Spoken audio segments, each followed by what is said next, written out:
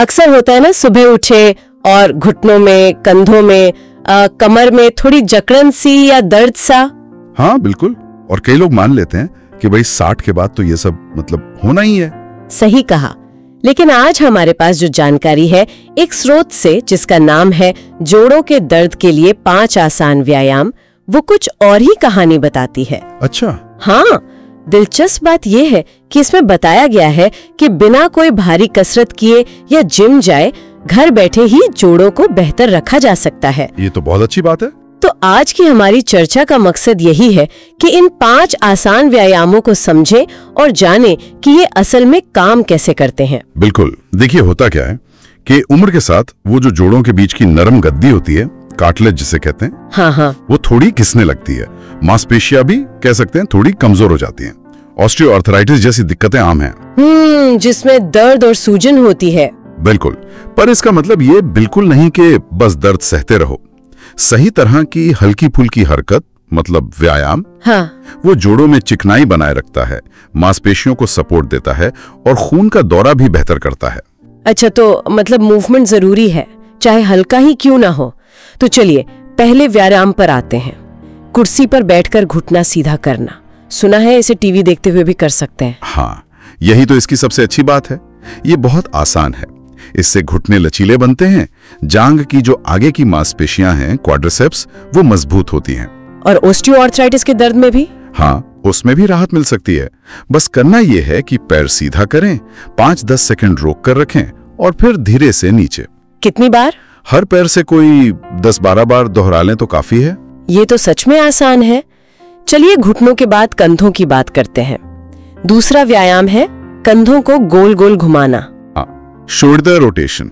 ये खास तौर पर उन लोगों के लिए बहुत फायदेमंद हैं जो घंटों बैठे रहते हैं, जैसे कंप्यूटर के सामने। अच्छा, जैसे हम और आप अभी? हाँ, कह सकते हैं। इससे होता यह है कि कंधों की जकड़न कम होती है, उनका मूवमेंट रेंज बढ़ता है और अक्सर जो गर्दन और पीठ के ऊपरी हिस्से में तनाव आ जाता है ना, वो भी कम होता है। बस धीरे धीरे करना है। कैसे, मतलब कितनी बार? 10 बार आगे की तरफ गोल घुमाएं। हाँ। और फिर 10 बार पीछे की तरफ, आराम से। ठीक है, समझ गई। तीसरा व्यायाम टखनों के लिए है, एंकल रोटेशन, क्लॉकवाइज और एंटी क्लॉकवाइज। ये तो कभी भी कर सकते हैं। बिल्कुल, बिस्तर पर लेटे हुए या कुर्सी पर बैठे हुए। बहुत ही सरल है, पर काम का है। कैसे? ये टखनों को लचीला बनाता है।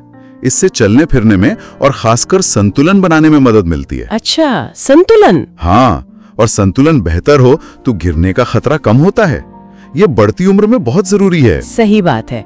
तो इसे भी 10-10 बार दोनों दिशाओं में? हाँ, कि पखनी को दोनों दिशाओं में 10-10 बार घुमाना पर्याप्त है। ठीक है, अब आते हैं चौथे व्यायाम पर, कमर की स्ट्रेचिंग। कुर्सी पर बैठकर दाईं और बाईं ओर मुड़ना। जी, स्पाइनल ट्विस्ट। ये कमर की अकड़न और दर्द को कम करने में मदद करता है, रीढ़ की हड्डी को लचीला बनाता है। इसमें कितनी देर रुकना है? आराम से मुड़ें, जहां तक आराम से जा सकें, और 10-15 सेकंड रुकें। फिर धीरे से वापस आएं और दूसरी तरफ करें। और कितनी बार? दोनों तरफ 5-6 बार दोहराना ठीक रहता है। बढ़िया। और अब आखिरी 5वां व्यायाम, ये थोड़ा अलग है, हल्का टहलना और साथ में संतुलन का अभ्यास। हाँ, ये बहुत महत्वपूर्ण है। स्रोत इसे जोड़ों के लिए बेहतरीन व्यायामों में से एक मानता है। टहलना तो वैसे भी अच्छा माना जाता है। बिल्कुल, टहलने से लगभग सभी जोड़ों में खून का दौरा बढ़ता है, उन्हें पोषण मिलता है, और साथ में संतुलन का अभ्यास, जैसे किसी कुर्सी या दीवार के सहारे एक पैर पर खड़े होना। बिना सहारे भी कर सकते हैं? हाँ, अगर संतुलन अच्छा है तो बिना सहारे भी बस 10-15 सेकंड एक पैर पर रुकने की कोशिश करें। इससे आत्मविश्वास बढ़ता है और गिरने से बचाव होता है। तो रोज कितना टहलना और कितनी देर संतुलन बनाना ठीक रहेगा? रोजाना 10-15 मिनट हल्का टहलना और संतुलन के लिए हर पैर पर 10-15 सेकंड होल्ड करना भी काफी फायदेमंद है। तो ये हो गए 5 व्यायाम। इन्हें अपनी रूटीन में शामिल करना भी ज्यादा मुश्किल नहीं लगता। स्रोत में भी सुबह उठकर या दिन में ब्रेक लेकर करने का सुझाव है। बिल्कुल, और सिर्फ व्यायाम ही नहीं, स्रोत कुछ और बातों पर भी जोर देता है।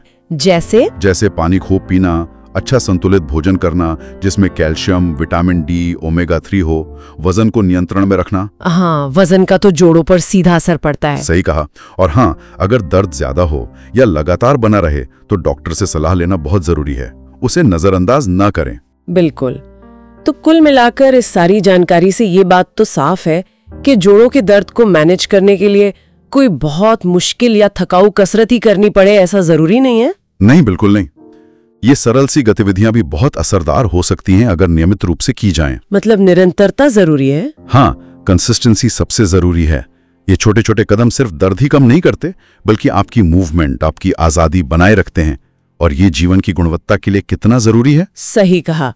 और जाते जाते एक बात सोचने के लिए छोड़ जाते हैं, क्या ये आसान से व्यायाम सिर्फ दर्द से राहत पाने का तरीका है? या फिर ये बढ़ती उम्र में अपनी स्वतंत्रता, अपनी एक्टिव लाइफ को बनाए रखने की दिशा में एक छोटा पर बहुत जरूरी निवेश भी है? शायद फिजिकली एक्टिव रहना हमें सिर्फ सेहतमंद नहीं रखता, बल्कि दुनिया से, जिंदगी से जोड़े भी रखता है।